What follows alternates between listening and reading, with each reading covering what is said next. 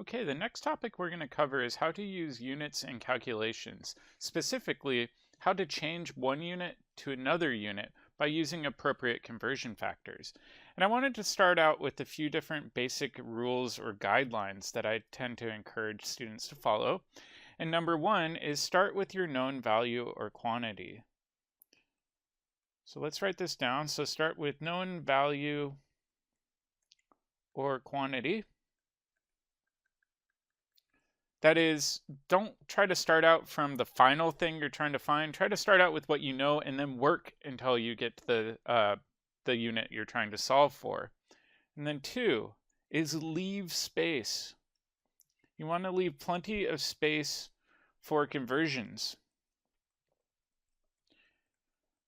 It's one of these things where I don't really care if it looks pretty, but I do care if the answer's right. So leave plenty of space. It doesn't need to look beautiful. As long as your unit's canceling, you get to the right answer. That's all that matters. Then number three, know which unit you are trying to find.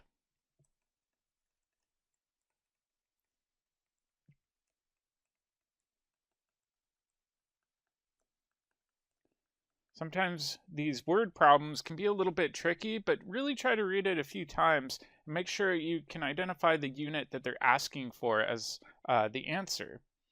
And then last but not least is arrange your conversion factors.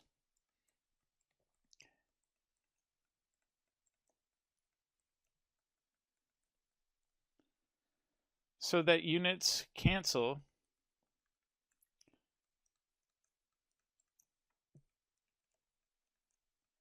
until you are left with your desired unit.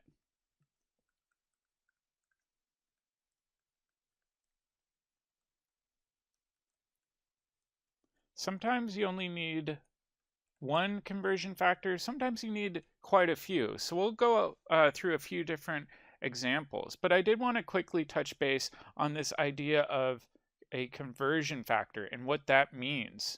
So let's take a look at a note on conversion factors.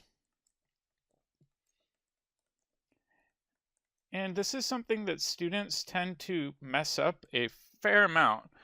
But the general idea with a conversion factor is you can use them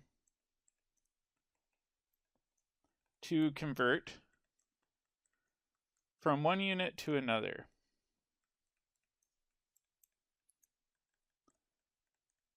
All right, so let's take a look at an example here.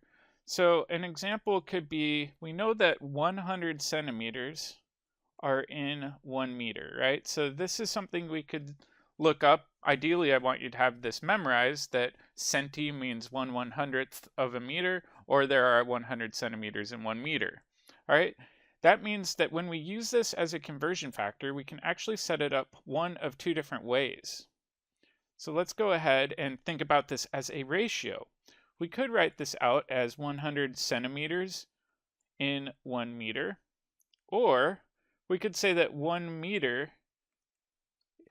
consists of 100 centimeters, meaning a ratio is a ratio is a ratio. It could be right side up, it could be upside down, but the ratio still holds as long as the number and the unit are paired, right? So 100 centimeters is always paired together. And then 1 meter over here is always paired together. So just make sure that they're always on the same side of the fraction. You don't want to accidentally put meters on the wrong side and centimeters on the other side, for example. So make sure you do pay attention to that. Students have a hard time with this and sometimes will flip-flop them around. So let's take a look at some examples of this, and we'll go from easier to harder because this is a fairly complicated concept to master. It's one of those things where you really have to practice it on your own. So let's take a look at this one. A piece of rope is 1,834 centimeters long. How many meters is this?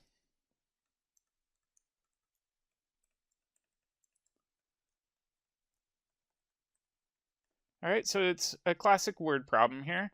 And like I said in number one, we want to start out with the known value or quantity, which in this case, we know that the rope is 1,834 centimeters. And then I'm just going to leave a chunk of space in the middle, and then I'm going to say, well, our target that we're looking for should have the unit meters in it, right? Because it's telling us it wants the answer in meters. All right, so I left a chunk of space. I've got the unit that I'm looking for over off the far right, and I would say that I'm ready to go. Now what we need to do is we need to plug in a conversion factor. So if you need to look this up, we actually had the conversion factor up here, but let's just rewrite them underneath. Or actually, let's just refer to it since we can see them as is. What we need to do is pick the correct conversion factor to convert from centimeters to meters. So let me show you the wrong way first. What if I went ahead and did the first one and I said, all right, 100 centimeters over 1 meter. Well, the problem with this is we're not canceling out any units. In fact, our final answer would be centimeters cubed over meters. That's really not going to help us out too much. So I would say that this is not an appropriate conversion. So instead, what I would do is I would use this conversion over here. So let's try plugging that in. Well, if we plug this one in, we could say 1 meter over 100 centimeters. And now, because we've got centimeters here and then centimeters in the denominator here, we can cancel those out. And that means that meters will be left over as our desired unit. So now we can go ahead and plug in our final answer. In this case, I'm just going to squeeze everything together. And if I go ahead and plug this into my calculator, I would go ahead and say that this is 18.34 meters. And like I said, meters was the unit that was left over, so we've got to our final answer. All right, so just make sure when you do this, you double check that these units cancel. And like I said up here, make sure that the number and the unit are always paired together, regardless of whether or not they're on the top or the bottom. You don't want to accidentally flip-flop the wrong unit for the wrong number. So make sure that you do that correctly. All right, so let's try a harder one. All right, and then we'll do a challenge one at the very end.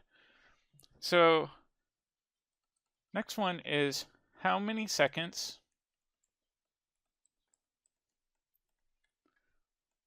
are in 1.00 year. So this is one we should be able to do probably just on our own without looking anything up. We might want to refer to our calculator though. All right, so we're going to start out with our known value, which is 1.00 years. And then we're going to try to solve for seconds over here. So I'm going to abbreviate that as S. And I've left kind of this middle spot open for our conversion factors. So let's kind of keep this in mind, but let's come up with a list of conversions.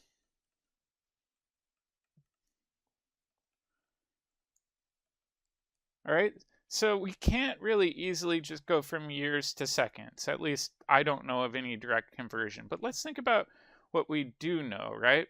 So let's think about it this way. We could say, well, 1 year equals 365 days, right? We'll just assume a normal year, not a leap year sort of situation. So 1 year equals 165 days. That could be helpful. Another thing we could say is that 1 day equals 24 hours. And we could say that 1 hour equals 60 minutes. And let me actually slide, let me go ahead and slide all of this over. And then we know 1 minute equals 60 seconds. So let's plug this in.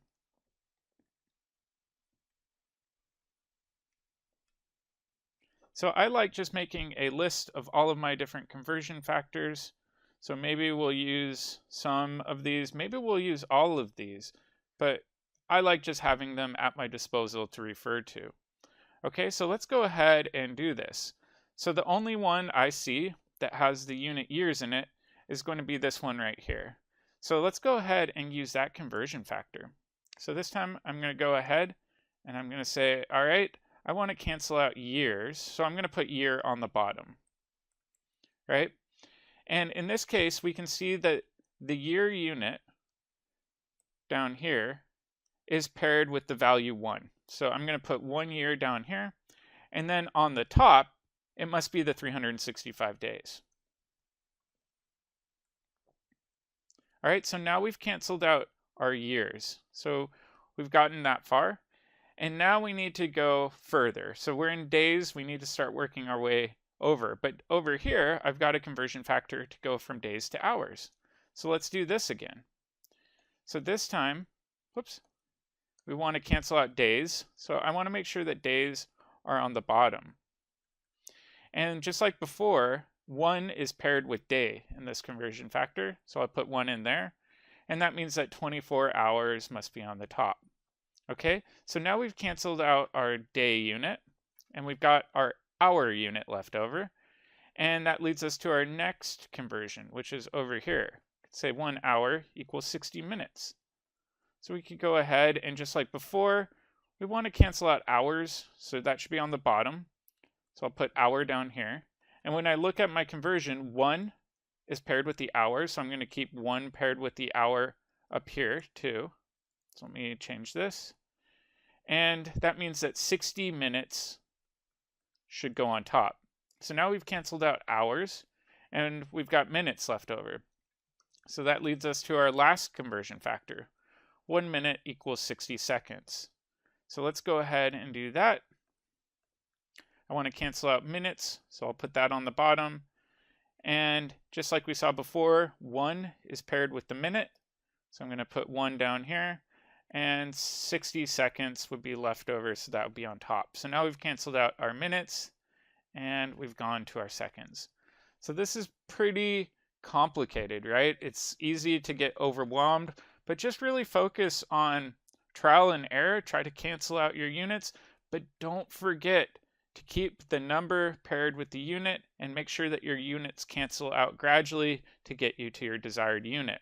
So let me go ahead and type this into my calculator. So I'll go 1.00 times 365 times 24 times 60 times 60. In this case, the denominator is all 1. So let's go ahead and fill this all in. But we won't be quite done yet. So my calculator is telling me 315.36000, and the leftover unit is seconds. But if we look at the sig figs, right? This has 3 sig figs. So in this case, we need to make sure that our final answer has no more than 3 sig figs. So what I'm going to do is I'm going to actually change my final answer a little bit. And I could write it one of 2 different ways. I could write this as 315.00000 seconds. That has 3 sig figs. Or if I wanted to get fancy, I could even use scientific notation. So let's take a look at how this would work with scientific notation, right? So if we use scientific notation, I could say that, well, there's an imaginary decimal here, and I want to move it all the way up here. That means that we would have moved it 1, 2, 3, 4, 5, 6, 7 spots, right? So if we wanted to, we could rewrite all of this in scientific notation, and we could say that this is the same as 3.15 times 10 to the 7th seconds. So either one of these would be an appropriate answer for this problem using the correct number of significant digits. So I know there is a lot to pay attention to in these, but I would really encourage you to go through the practice worksheets on Canvas in addition to any of the practice problems in the book. The more you do this, the more you spot your mistakes, the better you'll get at avoiding those mistakes in the future. Also, if you need any help with this, because I know this is tricky, it looks easy when you watch it online, feel free to check out our tutoring center at TCC. The tutoring center has a bunch of worksheets, a bunch of highly trained tutors, and they can help you out with some of these tips and tricks. And being former students themselves, they understand kind of a lot of the ins and outs of how to solve some of these more difficult problems. All right, I hope that helps, but let me know if you have any questions.